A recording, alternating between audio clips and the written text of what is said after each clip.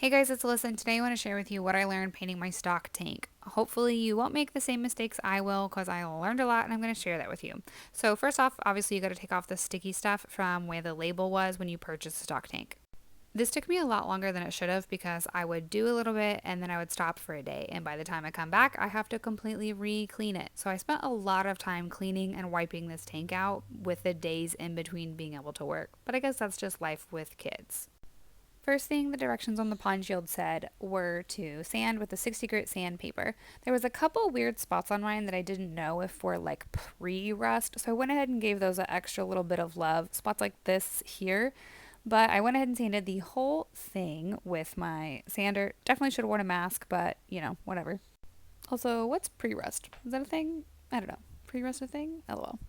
After sanding, I wiped the entire tank down with a kind of a damp rag just to make sure it was good and clean. Again, a lot of time cleaning this because I would work for a day and then I would have to stop for a day. I was also fighting humidity. All right, next thing up was to etch it or clean it with a 30% vinegar, and this stuff is strong.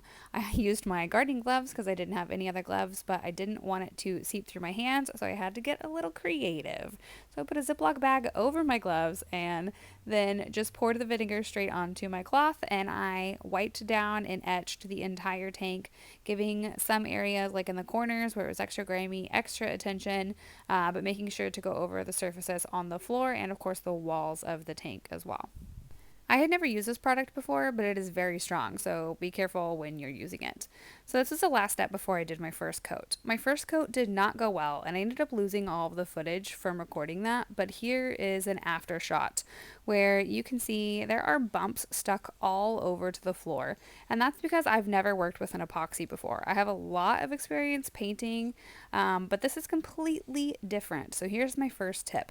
I did not use the 90% alcohol in my mixture when I did the first coat of my pond shield, and I also used a foam roller, and that is what you see stuck all over the floor because as the epoxy was getting dry with each round of coating, it would start to rip apart my foam roller and stick in with the epoxy.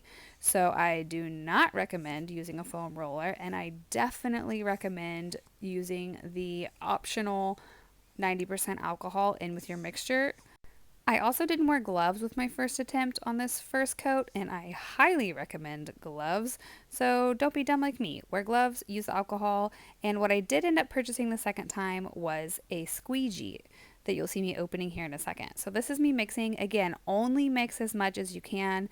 I halved what the instructions said even for this. So I halved the amount and did just a small amount at a time, and I was just barely able to use it before it hardened into an epoxy. So if you're really experienced, maybe use the whole thing. But like I said, if you're buying the same kit, maybe half it, stir it really, really well.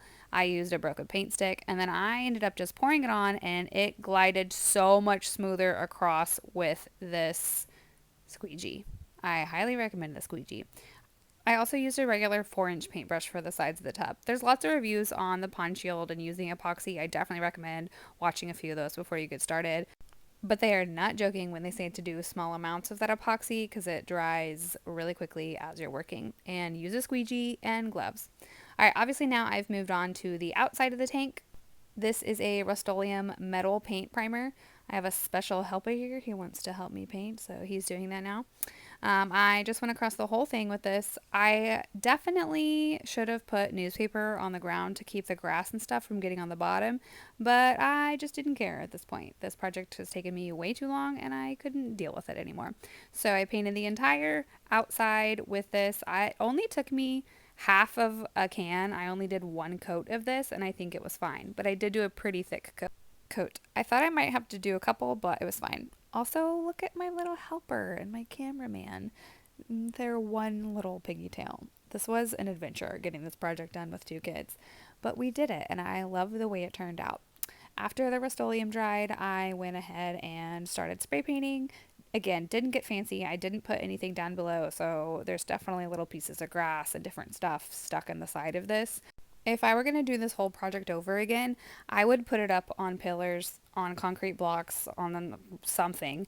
I'd put it in my garage and I would do it from start to finish. That way I would not have to clean it so many times and pick the grass off out of it so many times. Putting it where it was going to go was a mistake because it took me way longer. The spray painting was obviously the easiest part. I just covered the rim because I didn't want it to get painted.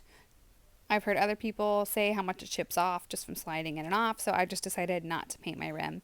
My hand definitely got tired while painting this whole thing, but glad I went with spray paint. It was definitely the easiest, and I think it looks so, so good. If you want to see the finished product of our stock tank and hear how we installed it and everything else, stay tuned for our next video, but please don't make the same mistakes I did while painting your stock tank.